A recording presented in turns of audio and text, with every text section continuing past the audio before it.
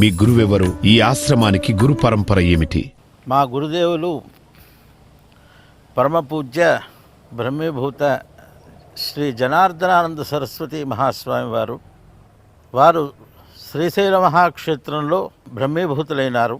వారి గురువర్యులు శ్రీ నారాయణానంద సరస్వతి స్వామి వారు మహారాష్ట్ర దేశంలో నరసింహవాటిక అనేటువంటి దత్తక్షేత్రంలో వారు అక్కడ దత్తాత్రేయ క్షేత్రంలోనే ఉంటూ ఉండేవారు. వారు కాశీ క్షేత్రంలో బ్రహ్మైక్యమైనారు. వారి యొక్క ఆ పరమ గురువులు వాసుదేవానంద సరస్వతి స్వామి వారు, అనగా ఈ గురు చరిత్రకారులు వాసుదేవానంద సరస్వతి స్వామి వారని వారు చెప్తూ ఉంటారు. వీరంతా కూడా మాకు పెద్దల ద్వారా చెప్పినటువంటి విషయము. ఆ బాల్యం నుండి మేము ఆరాధించేటువంటి గురు పరంపర శృంగేరి దక్షిణాంనాయ శృంగేరి శారదాపీఠం. మా గురువర్యులు మహాతపస్సంపన్నులు. వారు కాశీ కాలినడకన పర్యటించి అనేక క్షేత్రములు వారి కాలినడకన దర్శించి కంచి పరమాచార్య స్వామి వారికి సుమారు 40 ఏళ్ళు వారికి సేవ చేసినటువంటి మహనీయులు.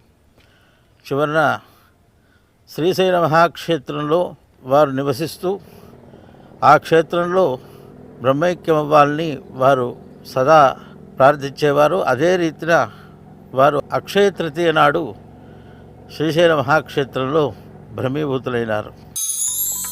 భక్తికి మీరిచ్చే నిర్వచనం ఏమిటి? భాగవతంలో 9 భక్తులు చెప్పబడి ఉన్నాయి. వివేక చూడామణిలో భగవత్పాదులు స్వస్వరూపానుసంధానం భక్తిరిత్యభిధీయతే, మోక్ష సాధన సామగ్ర్య భక్తిరేవ గరీయసి, స్వస్వరూపానుసంధానం భక్తిరిత్యభిధీయతే. శ్రవణం, కీర్తనం, స్మరణం, అర్చనం, పాదసేవనం, దాస్యం, సఖ్యం, ఆత్మనివేదనం అన్నీ 9 భక్తులుగా చెప్పబడి ఉన్నాయి. అందరూ ఏ ఒక్కదాన్ని ఆశ్రయించినా ఎక్కడైనా తెరచవచ్చు. ఈ అన్నిటినీ సమన్వయం చేసి ఒక పూజా విధిగా ఏర్పరిచారు పెద్దలు. ఆ పూజా విధిలో మనం చేసేటువంటి భక్తితో చేసే ఈ షోడశోపచార పూజని ఏదైతే చేస్తున్నామో దాంట్లో శ్రవణం నుంచి ఆ చిట్ట చివరి ఆత్మనివేదన వరకు అంతా మనం సమన్వయం చేసుకుని ఆ భావంతో భక్తితో మనం చేయగలిగితే ఇవన్నీ కూడా 9 భక్తులు దాంట్లో సమన్వయం అవుతాయి.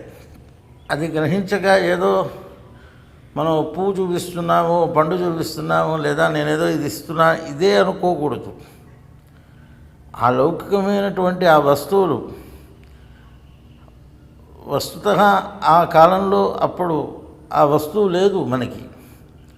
ఉదాహరణకి ఆ సమయంలో మనకి నివేదన పెట్టుటకు ఒక కొబ్బరికాయ కానీ ఒక పళ్ళు కానీ ఏమీ దొరకలేదు.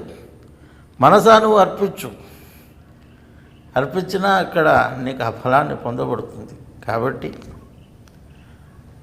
ఇవన్నీ కూడా ఏ ఒక్కదాన్ని మనం ఆశ్రయించినా మరో దానికి పైమెట్టుకు తీసుకెళ్తుంది. ఆత్మానుసంధానం భగవత్పాదులు చెప్పినట్టు స్వస్వరూపానుసంధానం.